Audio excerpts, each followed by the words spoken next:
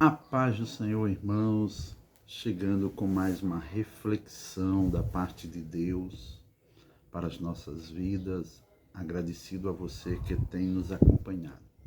Estamos trazendo rápidas reflexões com o tema O Evangelho de Jesus Cristo. Já temos falado sobre a necessidade deste Evangelho ter chegado até os homens e hoje quero meditar um pouco sobre o objetivo deste Evangelho. E para isto, quero ler o que está escrito na primeira carta de Paulo a Timóteo, no capítulo de número 2, e o versículo de número 4, que diz assim: que quer que todos os homens se salvem e venham ao conhecimento da verdade. Versículo 3 vai dizer assim: porque isto é bom e agradável diante de Deus, nosso Salvador. Glórias a Deus. Nós temos aqui um desejo de Deus que deseja que todo homem seja salvo e tenha o pleno conhecimento da verdade. Jesus ele veio com este objetivo de reconciliar o homem com Deus e dar a oportunidade do homem ter a vida eterna. Ele, em suas pregações, ele disse que os sãs não necessitam de médicos, mas sim os doentes. Ele veio buscar as ovelhas perdidas da casa de Israel. Ele veio salvar o homem do pecado. Então, este é o objetivo do Evangelho de Jesus Cristo. E para que esse objetivo se cumprisse, era necessário um sacrifício definitivo para resgatar o homem. Na antiga aliança, o sangue de animais eram derramados para cobrir o pecado dos homens, para que de uma maneira os homens sentissem-se livres da condenação dos seus feitos, dos seus pecados. Cristo ele vem como o Cordeiro de Deus que tira o pecado do mundo. Pedro diz que não foi por prata nem ouro que fomos resgatados, mas sim pelo precioso sangue de Jesus Cristo. João Batista, quando ele vê Jesus indo a ele para ser batizado, ele diz: eis o Cordeiro de Deus que tira o pecado do mundo. Para isto, Jesus submeteu-se ao plano de reconciliação que Deus fez para que o homem se reconciliasse com ele. A Bíblia diz que Deus estava em Cristo Jesus reconciliando o homem consigo. O objetivo de Jesus é vir à terra e anunciar o seu evangelho.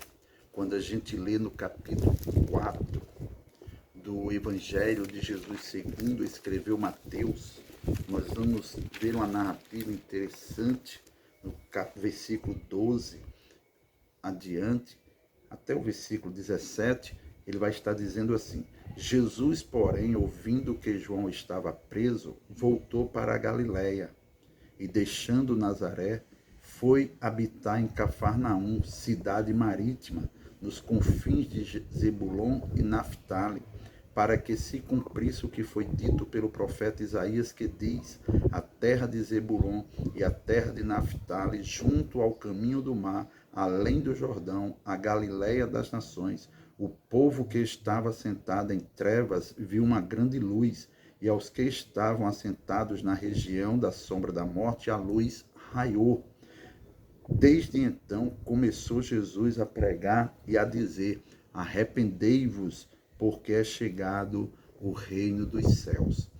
Quando Jesus sabe da notícia que João está preso, João foi o precursor, aquele que veio antes de Cristo, endireitando os caminhos tortuosos para que ele pudesse vir, e João testifica disso, que ele não é o Cristo, mas aquele que vinha após ele era maior do que ele, porque foi antes dele, e ele não era digno de desatar as sandálias as correias da sua sandália.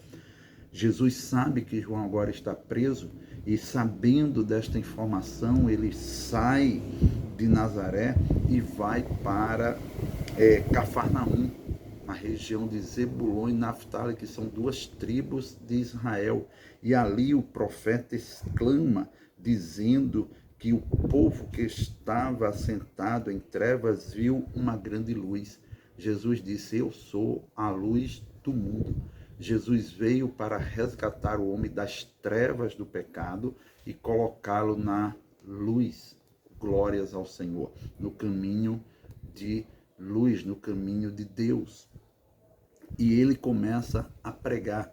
E a pregação de Jesus é interessante, porque a pregação de Jesus ela é direta e objetiva. Olha só: arrependei-vos, porque é chegado o reino dos céus. Arrependimento. Arrependimento de quê? Arrependimento dos pecados, arrependimento das transgressões, o homem reconhecer que pecou. Paulo, ele escrevendo aos Romanos, no capítulo 3, versículo 23, ele diz que todos os homens pecaram e destituídos estavam da glória de Deus, estavam separados de Deus. Para que haja essa reconciliação, foi necessário Deus reconciliar o homem consigo mesmo através de Cristo Jesus. E qual foi esse meio? A morte no Calvário de Cristo e a sua ressurreição para nos reconciliar com Deus, dando a oportunidade ao homem de receber a vida eterna. Este é o objetivo principal do cristianismo.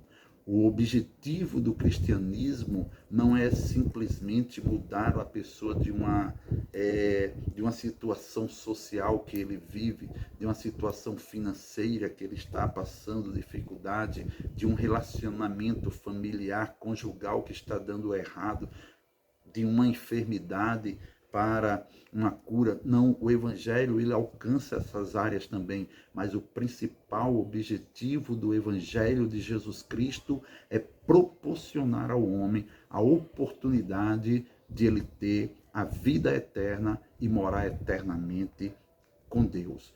Quando Pedro perguntou a Jesus o que é que eles iriam ganhar por ter deixado tudo para segui-lo, nós encontramos isto nos evangelhos sinóticos. Mateus fala sobre isso no capítulo 19, versículo 16 ao 30. Lucas fala no capítulo 18, versículo 18 ao 30.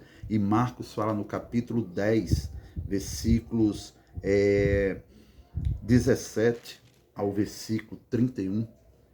Pedro diz assim, no versículo 28, e Pedro começou a dizer-lhe: eis que nós tudo deixamos e te seguimos.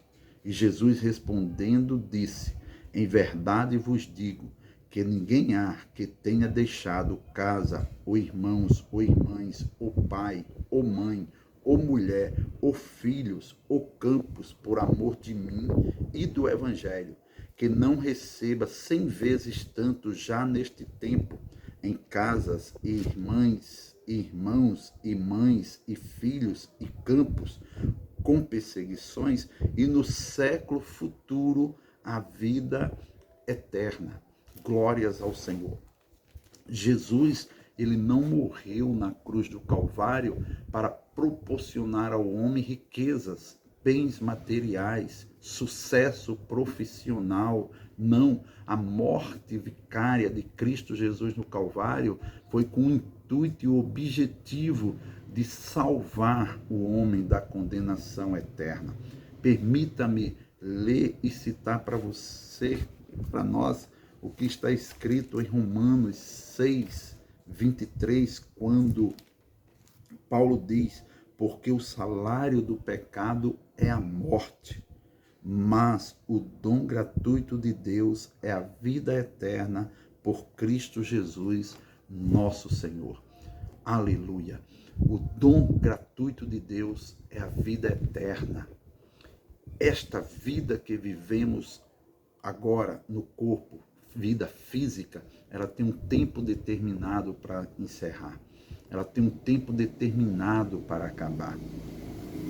Todos nós somos sentenciados à morte física por causa do pecado que Adão pecou contra Deus. A morte chegou a todos os homens. Então todos nós chegaremos a morrer um dia. Bem, verdade é que Paulo ele diz que nem todos morreremos, mas todos seremos transformados. Ele está falando daqueles que estarão vivos na ocasião do arrebatamento da igreja. Mas aqueles que não alcançarem chegar até o tempo do arrebatamento vão de morrer. Os antigos eles tinham uma frase bem interessante que eu lembro. Eles diziam o seguinte: quem de novo não morre, de velho não passa. O profeta ele disse que a vida do homem é de 70 anos e alguns por sua força chegarão aos 80 e os que passarem disso será fadiga e canseira. Então o homem está sentenciado à morte física, mas Cristo veio para dar a vida eterna, pois após a morte física o homem entra na vida eterna, numa vida que não terá mais fim. E só há dois lugares para o homem viver esta vida: ou junto de Deus, ou separado de Deus, ou com Deus, ou sem Deus. E Cristo veio facultar, dar esta oportunidade com o objetivo do evangelho dele, para que o homem tenha a oportunidade da vida eterna.